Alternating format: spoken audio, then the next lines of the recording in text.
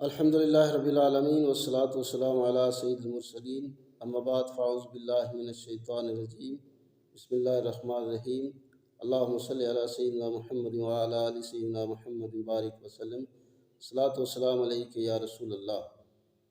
جنگل کا بادشاہ شعر ایک مشہور دیندہ ہے۔ جنگل کا بادشاہ کہلاتا ہے، چہرہ سے ہیبت شاہی اور دبدبہ ٹپکتا ہے۔ ابن خالویہ کہتے ہیں کہ عربی زبان میں اس کے 500 نام ہیں۔ عربی زبان میں اس کو اسدٌ کہتے ہیں اور اس کی مادہ کو اسدۃٌ۔ ان میں سے مشہور نام یہ ہیں: حرس، حیدرہ، رائبال، زے سے ظفر، زواد سے زرغام، زیغم، فرافسہ، قصورہ، لیس، ہرماس وغیرہ۔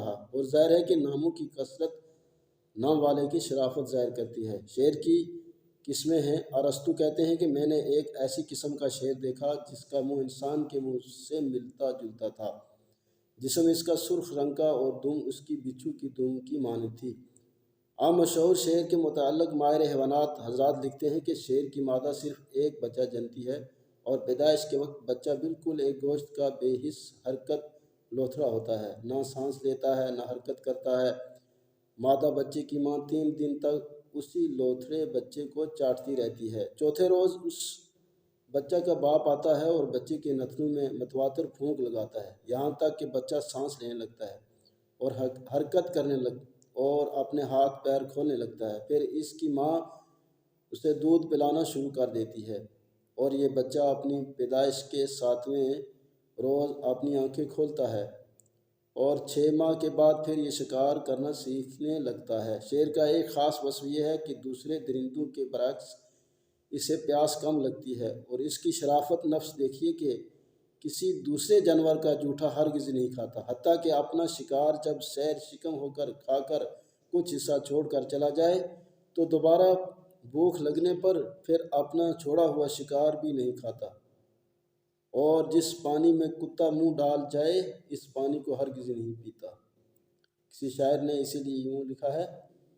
وَاتْرُكُوا حُبَّهَا مِنْ غَيْرِ بُغْضٍ وَذَاكَ لِكَثْرَةِ الشُّرَكَاءِ فِيهِ إِذَا وَقَعَ الذُّبَابُ عَلَى طَعَامٍ رَفَعْتُ يَدِي نَفْسِي تَشْتَهِي وَتَجْتَنِبُ الْأَسْوَدُ وَرُودَ مَائِي إِذَا كَانَ الْكِلَابُ وَلَغْنَا فِيهِ۔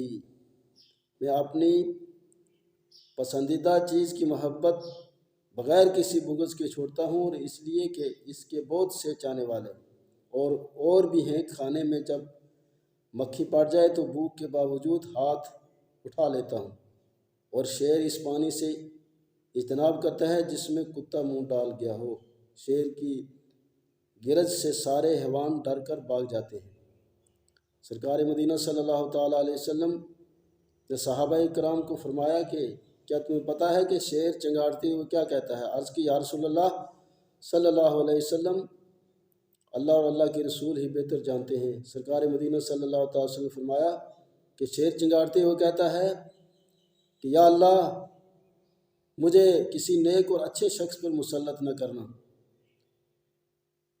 جس وادی میں شیر رہتے ہوں، شیر کا ڈر ہو، تو وہاں حضرت دانیال علیہ السلام کا جو واسطہ دے گا یا نوح علیہ السلام کا واسطہ دے گا تو شیر اس کے قریب نہیں آئے گا۔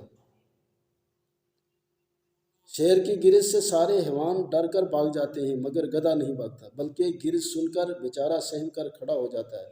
شیر ایک بہادر جانور ہونے کے باوجود مرغ کی بانگ، مور کے ٹھونگے اور بلی سے بہت ڈرتا ہے، اور آگ کو دیکھ کر بہت حیران ہوتا ہے۔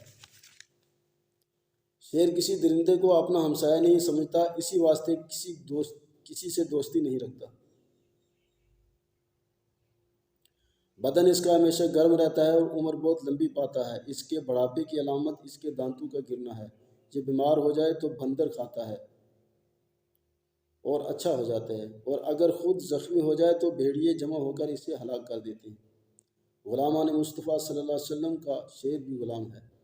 حضرت ابن عمر رضی اللہ تعالیٰ عنہ کہیں جا رہے تھے کہ راستے میں ایک جگہ لوگوں کو رکے ہوئے پایا۔ کھڑے ہو کر پوچھا کہ یہ لوگ کیوں کھڑے ہیں؟ عرض کی کہ ایک شیر راستے میں آ کر بیٹھ گیا ہے۔ لوگ شیر کے ڈر کے مارے رکے ہوئے ہیں۔ یہ سن کر حضرت ابن عمر رضی اللہ تعالیٰ عنہ اپنی سواری سے اتر کر شیر کے پاس چلے گئے اور شیر کا کان پکڑ کر فرمایا جاؤ راستہ چھوڑو۔ شیر جنگل کو چلا گیا۔ پھر آپ نے فرمایا شیر سے وہ ڈرے جو اللہ سے نہ ڈرے۔ حضور صلی اللہ علیہ وسلم کے ایک صحابی حضرت سفینہ رضی اللہ تعالیٰ عنہ ارض روم میں اپنے لشکر سے جدا ہو کر کسی جنگل میں آ گئے۔ وہاں انہیں ایک شیر کا سامنا ہو گیا۔ آپ نے اس شیر سے مخاطب ہو کر فرمایا خبردار اے شیر، میں رسول اللہ صلی اللہ علیہ وسلم کا غلام ہوں۔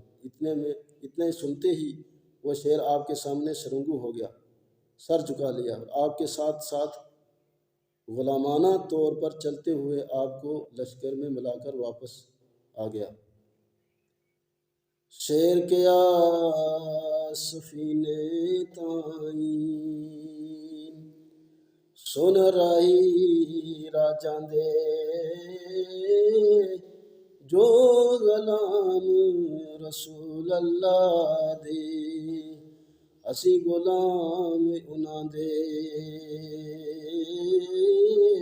جو غلام رسول اللہ دے تے اسی غلام انہاں دے۔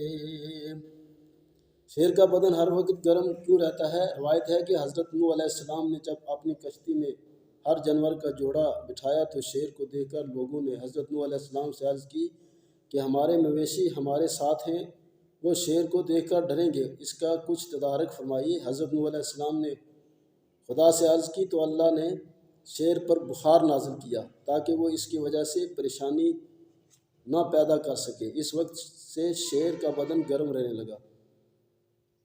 لوگوں نے پھر چوہے کی شکایت کی کہ ہمارے ساتھ جو کھانے پینے کا سامان ہے یہ چوہا اسے خراب کر دے گا، اس کا بھی کچھ تدارک فرمائیے۔ تو حضرت نوح علیہ السلام نے خدا سے عرض کی تو اللہ تعالیٰ کے حکم سے شیر کو ایک چھینک آئی جس کے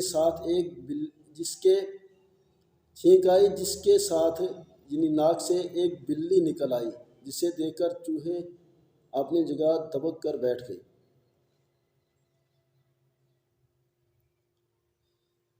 شیر کو خواب میں دیکھنا۔